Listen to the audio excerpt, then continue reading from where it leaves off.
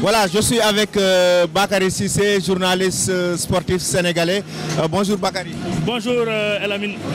Voilà, déjà première impression concernant l'inauguration de ce joyau, de ce grand stade de Diamniadio qui a été nommé Stade Abdoulaye Wade, l'ancien président du Sénégal.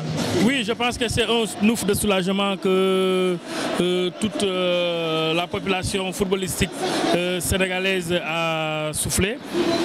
Pour la simple et bonne raison qu'aujourd'hui on est doté d'une infrastructure digne de ce nom. C'est vrai qu'avec la place qu'il occupe dans l'échiquier du football africain, si on vous dit quelque part que le Sénégal n'a pas de stade digne de son nom, parfois c'est désolant. Mais depuis 2018, c'est-à-dire au lendemain de la Coupe du Monde Russie de cette année, le président de la République a eu, n'est-ce pas, la clairvoyance de doter le monde du sportif de ce genre de bijoux. Aujourd'hui, tout le monde l'a applaudi. D'ailleurs, la jeunesse sénégalaise se donnait rendez-vous cet après-midi ici à Diamniadio pour l'inauguration de ce beau bijou, parce que personne ne veut être en reste. On veut tous marquer, n'est-ce pas, l'histoire en prenant part à l'inauguration de ce beau bijou. Aujourd'hui, je pense que le monde du sport sénégalais est très ravi, en particulier celui du football. D'accord. Le Sénégal donc est prêt à accueillir l'Égypte pour les barrages de la Coupe du Monde 2022. Oui, il y a ça aussi.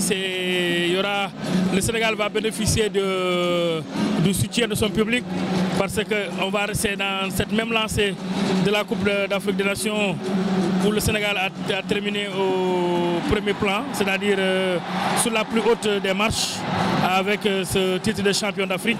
Aujourd'hui, accueillir ici l'Égypte ne fera que bénéfique pour le Sénégal, même si les deux adversaires vont découvrir en même temps le stade. Ça aussi c'est un handicap, il faut le dire. Mais nous avons des joueurs de renommée, des joueurs de classe internationale, de classe mondiale, qui savent se transcender. Ils comprendront quand même qu'effectivement on peut bien gagner à l'extérieur comme à l'extérieur. Aujourd'hui, c'est vrai qu'ils ne vont pas se familiariser avec la pelouse de ce stade-là, mais quand même ils auront le soutien du public sénégalais.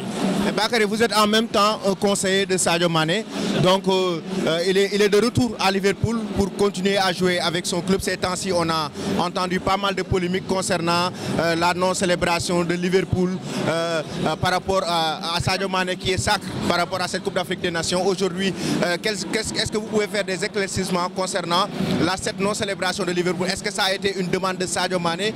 Est-ce que c'est le club qui n'a pas voulu célébrer le sacre pour ne pas frustrer Mohamed Salah? Non, vous savez, malheureusement, il n'y a pas de nébuleuse dans cette affaire-là.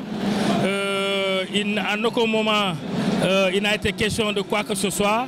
Aujourd'hui, Sadio Mané était concentré sur son sujet qui était la Coupe d'Afrique des Nations. Il a joué, il a gagné avec brio,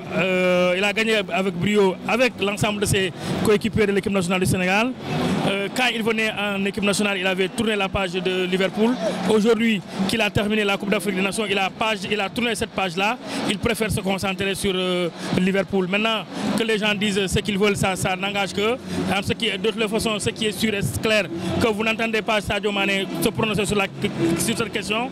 Vous n'entendez pas non plus son entourage se pencher sur cette question. Pour nous, il n'y a pas de débat en la matière. Ce qui est important aujourd'hui, c'est que Sadio a tourné la page de la Coupe d'Afrique. Ils se concentrent sur Liverpool. Merci beaucoup. On est ensemble.